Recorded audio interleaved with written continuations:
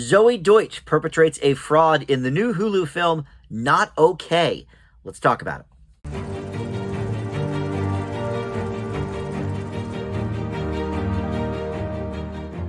Hey guys, Dan here. This is Dan Reviews It. Welcome to my spoiler-free review for the new film on Hulu streaming right now called Not Okay. But before we get into this film and my review of it, I do want to welcome you into Dan Reviews It. Thank you for finding this video, and we do tons of spoiler-free movie and TV reviews on the channel each week, so please consider subscribing down below there. Would love to have you aboard. So let's talk about this movie. I will say up front, Zoe Deutsch, I think she is a wonderful young actress, but I do get her confused with another gal called Kaitlyn Dever. They came out right around the same time, and they've done similar projects along the way. But Kaitlyn Dever, who this movie is not about, she was one of the daughters of Tim Allen in Last Man Standing. She was one of the young gals in Bad Teacher. She was in this great film when she was a kid called Short Term 12. But then Kaitlyn Dever, she was on Netflix as The Politician. She has some Franco support there. She was in The Disaster Artist. She was in Why Him with both with James Franco. And the Dylan O'Brien character in this movie, by the way, is like a dead ringer for Dave Franco, like a party boy type of vibe here with his character. I've never quite seen Dylan O'Brien do anything like this character.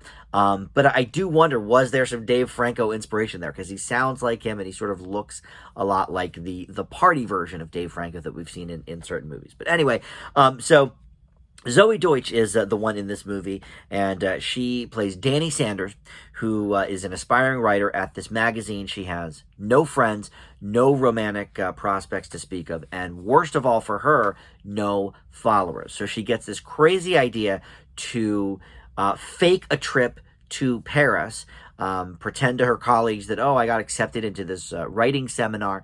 So she photoshops some photos, etc. But as it turns out, there is a bomb that goes off, sort of many bombs, actually, a whole scheme of bombs all over Paris, including a place she had just posted that she was at a few minutes earlier. So all of a sudden, she gets sort of swept up in this and sort of, okay, this is the girl that survived the Paris bombings kind of thing. This is definitely a dark comedy, I would say. In fact, right up front, they sort of give you like a little kind of a warning saying like, hey, some sensitive issues, because they cover school shootings in this movie as well. She sort of joins a support group for survivors of these types of horrible attacks, and there's school shootings, concert bombings, and that sort of thing. All of that stuff gets talked about in this movie. So there's this disclaimer up front that says, hey, warning to some certain viewers may find this, kind of offensive or whatever. But the warning ends with something to the effect of, also, it has a lead character who is rather unlikable. And I thought right away, all right, that's interesting. Now that I get what they're doing here. They're sort of leaning into the fact that this is going to be a dark comedy and giving us a clue that maybe we're not supposed to like this character. However, it never quite fully realizes that idea from that disclaimer. Like, I thought that was a really clever way to kind of start this movie out. And it sort of dips its toe in the water a little bit as the movie goes, but it never quite goes full hog on the fact that, all right, maybe we're not supposed to like this character. But she does, and again, we're not going to do spoilers, but she does have, some moments of kind of reflection and redemption of, oh my God, what have I done? And it's one of those old tropes where this person has gotten in way too far over their heads. We saw it recently with the Dear Evan Hansen film, which is, of course, adapted from the stage play with a similar concept. Evan Hansen is just a big liar, and,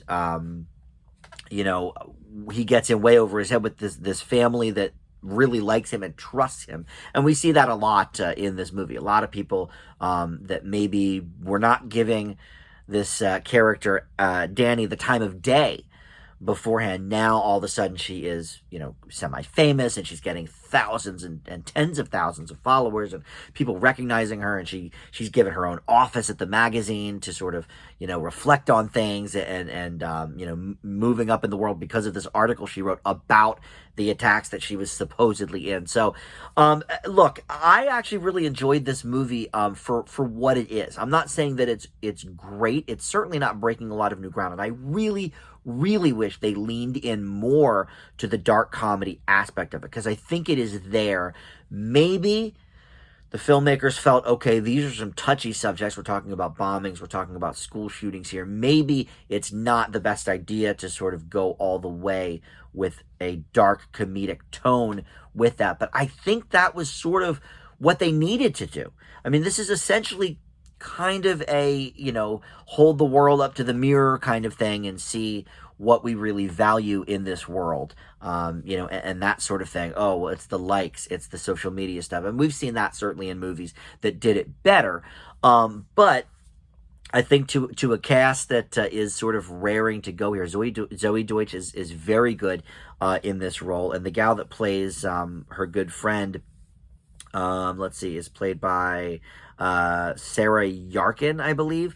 And, she's very good as well. There's a lot of people in this movie that I think are sort of aimlessly sort of wanting to take it all the way, but the script sort of holds them back a little bit. Not all the way. I think it does, like I said, dip the toe in there, but it never fully commits to that idea. And I think that's sort of to the film's detriment. But I do kind of like these stories of like, okay, this person made a huge mistake, and now they're in a little bit over their head. They don't know how to get out. They want to get out maybe, but everything collapses if they do. And again, we've seen it a lot, but I do think it's a very relatable concept. I think all of us probably have had certain secrets to keep that maybe would disappoint other people if they knew the truth, and X, Y, and Z. So I think it is a relatable concept, and I think that's why films keep going back to that well. Is it as funny as I'd like it to be? No. Is it as insightful as maybe it could be about sort of these holding up the mirror to society and that sort of thing? No. So it doesn't ever fully go all the way with anything that's great about it, but it was still an enjoyable watch. And with some good performances, I do give this movie a slight recommend. For me, not okay, gets a B-. All right, thanks for watching, and we'll see everybody next time on Dan Reviews It.